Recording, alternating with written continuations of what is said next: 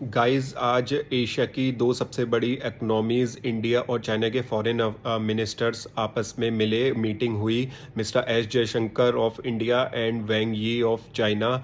तो mister S Jaishankar ने जो एम्फसिस किया वो मेनली कहा कि चाइना और इंडिया का रिलेशन तभी आगे बढ़ सकते हैं जब दोनों कंट्रीज़ में बॉर्डर डिस्प्यूट कम हो और जो ट्रूप्स अभी भी इंगेज है आमने सामने आफ्टर गलवान क्लैश, वो डिसंगेजमेंट हो और दोनों ही तरफ के ट्रूप्स पीछे हटें और बॉर्डर एरिया को लेकर टेंशन कम हो, मतलब बॉर्डर डिस्प्यूट बिल्कुल भी ना रहे।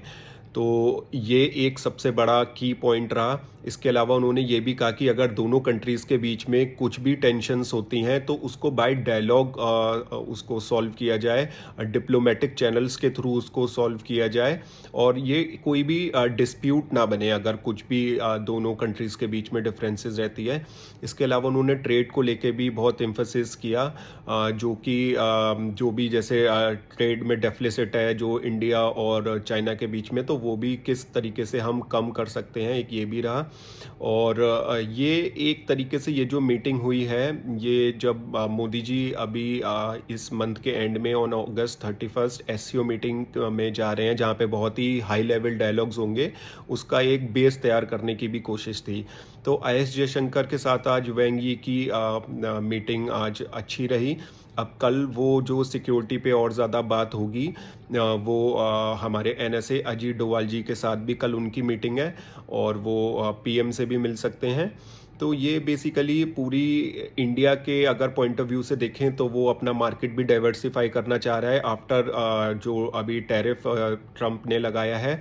और तो वो अभी यूके से डील ब्रेक हुई थी इंडिया की, फिर अभी फिलीपीन से भी अच्छी डील हुई है। चाइना एक बहुत बड़ा मार्केट है इंडिया के लिए, तो चाइना में भी एक्सपोर्ट अच्छा इंडिया किस तरीके से कर सकता है, और ये ग्लोबली भी दिखाने की कोशिश है चाइना और इंडिया दोनों की कि वो किस तरीके से आगे बढ़ सकते हैं दोनों सुपर पावर। अमेरिका के अलावा भी मार्केट अवेलेबल है जहाँ पे ये लोग ट्रेड कर सकते हैं।